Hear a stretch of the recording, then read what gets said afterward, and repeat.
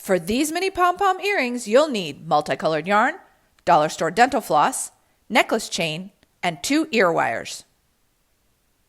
You'll also need scissors, pliers, a wire cutter, and a medium-sized bowl.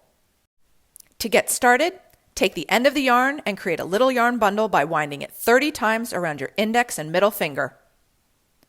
Trim it, set that bundle aside, and then follow the same process to create a second bundle.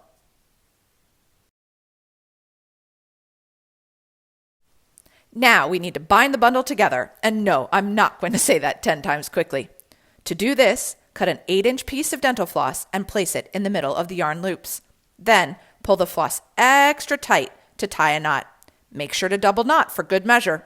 Also, do not cut off the floss ends just yet.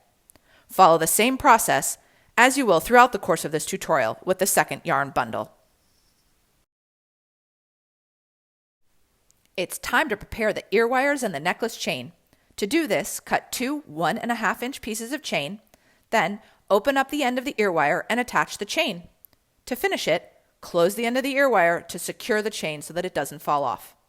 And yes, if you're using more delicate chain like I am, it can get a little squirrely when you're trying to attach the two to each other, so just be patient. The dental floss gets to make an appearance again.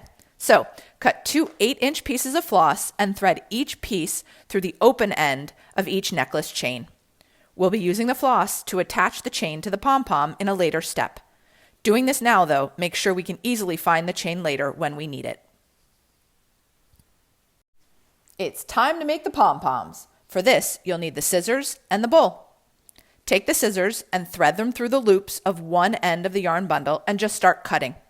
Use the ends of the floss as a visual guide to locate where the binding floss is so that you cut around the floss, not through it. As always, follow the same steps for the second yarn bundle.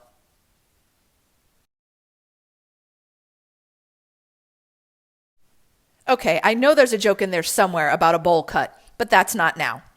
For these mini pom-poms, you want no fluff on the final shape.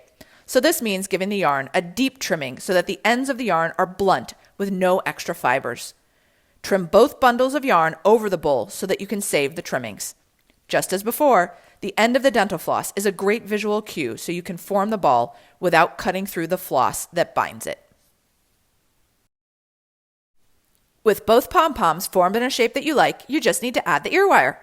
This floss not only attaches the chain and the ear wire, but also keeps the yarn together in the direction opposite of the first time you tied it. So remember to tie this floss perpendicular to the other floss. And yes, sometimes the ear wire misbehaves, so if it makes a run for it, open it back up and reattach the wire, taking extra caution to make sure the ear wire loop is closed tightly.